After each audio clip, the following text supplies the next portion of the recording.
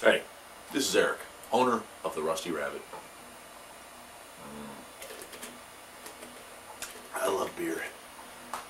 You know what else I love? Volkswagens. So, for today's lesson, we're going to talk about EGR valves. EGR valve stands for exhaust gas recirculator. What it means basically is that in the early to mid 80s, and all the way through to some cars that are still in use today, this valve was designed to take fumes coming from the exhaust manifold and recycle them back into the intake manifold to be reburned. The idea was that it would lower emissions, and it does to a certain extent, and it operates, the right levels and all the rest. The problem is, if it goes bad or has problems or difficulties, it ends up causing the car to run worse and thereby put out worse emissions. So what does the EGR valve mean for you and me? Well, basically, the valve, if it works properly and has no issues, you'll never know exists. If you fail a state inspection for emissions, it may mean you have a problem. Other symptoms for a problematic EGR might include a poor idle, a rough idle, hesitation, stalling at idle, excessive emissions basically. And all that's caused by this valve either not operating properly, being hung open, stuck closed, the vacuum lines going to it not working, or the feed tube from the exhaust manifold not being any good. So I'm going to grab the exhaust manifold here and bring it over to the screen a little closer so you can see just where is the exhaust manifold located. So here's your intake manifold. Your EGR valve sits over here. That's it right there. The tube down here connects this EGR valve to where your exhaust manifold would be sitting, which would be right underneath there. Okay? A lot of times with age, these exhaust manifold tubes here, they get little pinholes in them. The pinholes will get larger and larger, and you end up with a hell of an exhaust leak, which you can hear inside the car. The valve itself is this part. Right? I'm going to take this off of the manifold and we'll discuss it further.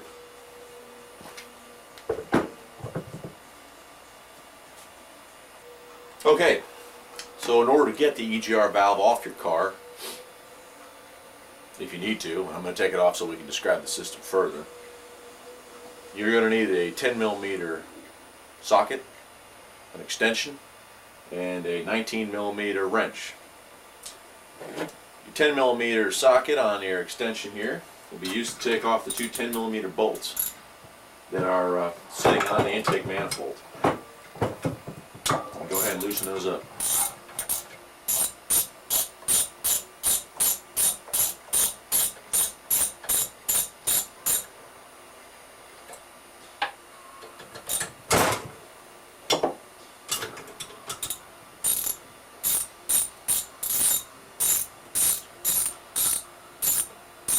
One thing you may want to do, if you're attempting to take this off a car while the manifold's still in the car and it's never been off before,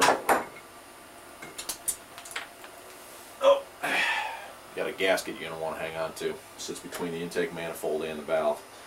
Now the thing you may want to take care of here is spray some lubricant on these parts here. Heat makes rust, rust makes it awfully hard to get that apart. You do that, you'll be able to knock those loose in no time. I'd go ahead and spray a little WD-40 or Croil or liquid wrench, whatever you want to call it. There's 100 names for the same product basically. Go ahead and lube that up pretty good. Okay, now that I've got it off the car, I'm going to go ahead and get this manifold out of the way.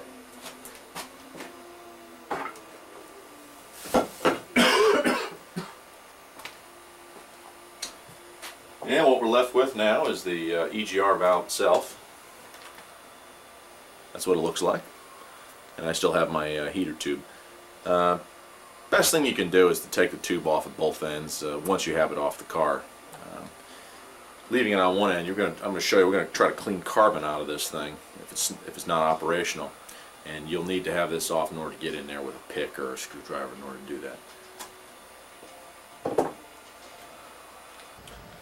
Alright, so you got the EGR valve off to this point. You want to get this tube off. Basically going to use a 7/8 wrench here to hold it. You'll see there's another socket. And your 3/4 inch or 19mm to unscrew the bolt. And it takes a little TLC. There's a catch. Again, it's rusted into place. Heat causes this to happen over the years. Moisture accumulates in this tube. You're going to have to tap that off, but there's a catch. These tubes, as far as I know, are not made by Volkswagen anymore, and they're easily damaged. If yours doesn't already have a huge rust hole in it, beating and banging it will cause it to bend. Bends cause kinks, kinks cause holes. So be careful. A few love taps later, and it's off. It's still in one piece.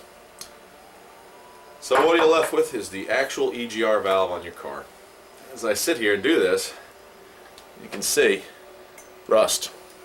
Rust is coming out of this thing. Not just rust, but carbon buildup is what it's officially called by the mechanic community. Right? So I don't know if this valve works or not. I pulled it off of a head that I'm not using. What I do know is the valve on my truck is not working. So how do I test to see if this valve works? That'll be a part 2 of the video. Alright, so now we've got our EGR valve completely off the car and disassembled. We have the tube off the bottom. Make sure the gasket area is clean. So how are we going to check to see if this thing is working right? This test can work either on or off the car. You don't have to take the EGR valve all the way off. Although you know you are supposed to clean these EGR valves as part of Volkswagen's scheduled maintenance service. I believe it's every 30,000 miles. Most cars equipped in the United States, I think from 77 to, let's see, it was 77 to 81 I think it was that had the light. I don't know about the later models, but they have an EGR light. There's a counter that spins alongside your speedometer. I think it's every 30,000 miles it's going to set the CAT EGR light. That means it's time to take this off and decarbonize it, which is what I'm doing. Taking a pick, scraping out the inside here, scraping out in here, make sure it's clean, washing it out with some carb cleaner. But I want to make sure this thing works before I put it on my car. So what you're going to need for that is a vacuum tube. You want to hook your vacuum line up to the top here where the bulb is. Okay, just like that. Now, some of you guys may have a better set than I do, but you want to check and you want to pull a vacuum on this thing. What a vacuum is going to do is it's going to raise the plunger up, allowing gas to pass through these two ports. That's very important. I don't have a vacuum gauge here at the house. I have it at work, so I'm going to have to wing it. Lung power works in a what the hell? Yeah, lung power is going to do just fine. So I'm going to pull on this. I need a flashlight so I can see down the hole. My eyes aren't so good right now. And I want to see if this thing is going to move. If it does, that means my EGR valve is good, and I can move on from there.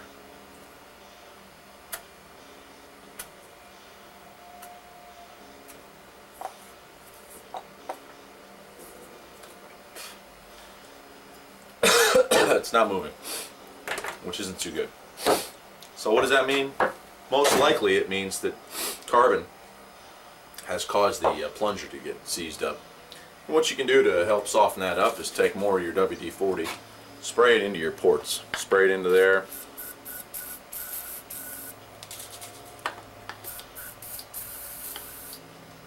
And into the other hole. Let it soak for a while. And I'll just leave that sitting there so it has a chance to fill up. So, on your car, how are you going to know without taking all this crap off if your EGR valve works or not? Run the same test. If you don't have a vacuum line and your lungs are weak, you can do another thing. Start your car up with it running, attach a vacuum line from that vacuum port that we just had it plugged into to anywhere on your intake manifold, and rev up your car and let it off. Now what's going to happen is that will open, and if it opens, when your car comes back down into idle, it shouldn't run very well. Why is it not running well? It's not running well because exhaust gases, unburned exhaust gases and burn exhaust gases, but most importantly the absence of a good amount of oxygen, are now being pulled back into your intake manifold, and the cylinders are trying to reburn them. It's not going to work very well. The EGR system was designed to work at a higher off idle rate, basically. When you're cruising down the road at cruise speed, when you're pulling in enough fresh air that when the EGR valve opens it can mix with exhaust gases, it's not an issue. But at idle, when you're barely keeping the car running in a normal pace, you don't want to put excess fumes into that car, that's going to cause it to idle rough, have hesitation, dead miss, you name it, a variety of problems. And that's exactly how you find out if your car has an issue.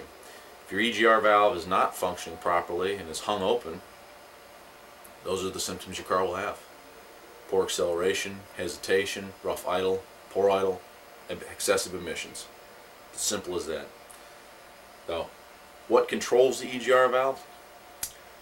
Three things: vacuum, a cold start switch, and the temperature of the car.